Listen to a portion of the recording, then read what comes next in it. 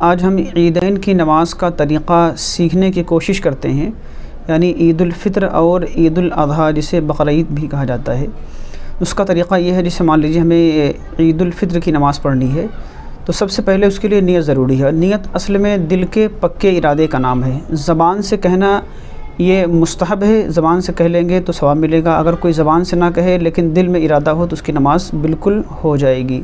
کیوں؟ اس لیے کہ نیت دل کے پختہ اور مضبوط ارادے کا ہی نام ہے، زبان سے بس مستحب ہے۔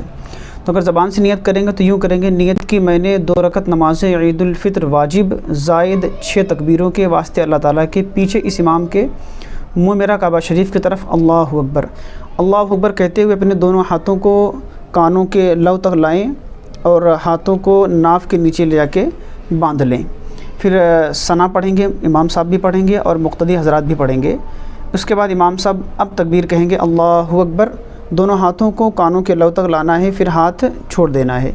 پھر امام صاحب دوسری تکبیر کہیں گے اللہ اکبر، دونوں ہاتھوں کو کانوں کے لو تک لا کے ہاتھ چھوڑ دینا ہے۔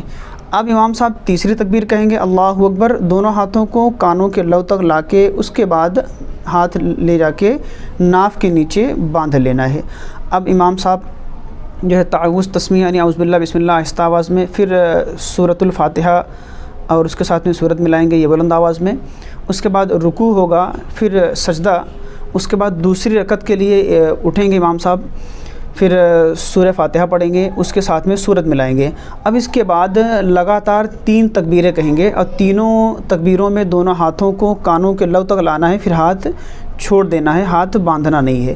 پہلی تکبیر بولیں گے اللہ اکبر، دونوں ہاتھوں کو کانوں کے لو تک لائے، ہاتھ چھوڑ دیے۔ دوسری تکبیر اللہ اکبر، ہاتھوں کو کانوں کے لو تک لا کے ہاتھ چھوڑ دینا ہے۔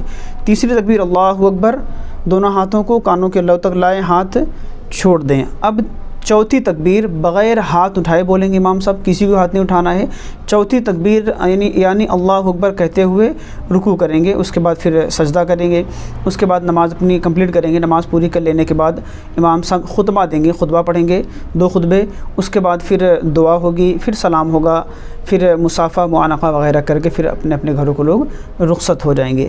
اس میں یاد یہ رکھنا ہے کہ ہاتھ جو تکبیر کہیں گے، تکبیر کہتے ہوئے جو ہاتھوں کو اٹھاتے ہیں تو ہاتھ وہیں باندھنا ہے جہاں کچھ پڑھنا ہو، جہاں کچھ نہ پڑھنا ہو وہاں ہاتھوں کو نہیں باندھنا ہے، وہاں ہاتھ چھوڑ دینا ہے۔ اس میں زائد 6 تکبیریں ہوتی ہیں، اس کا خاص خیال رکھنا چاہیے۔ اللہ تعالی ہمیں صحیح اور درست طریقے سے نماز کی ادائیگی کی توفیق عطا فرمائے۔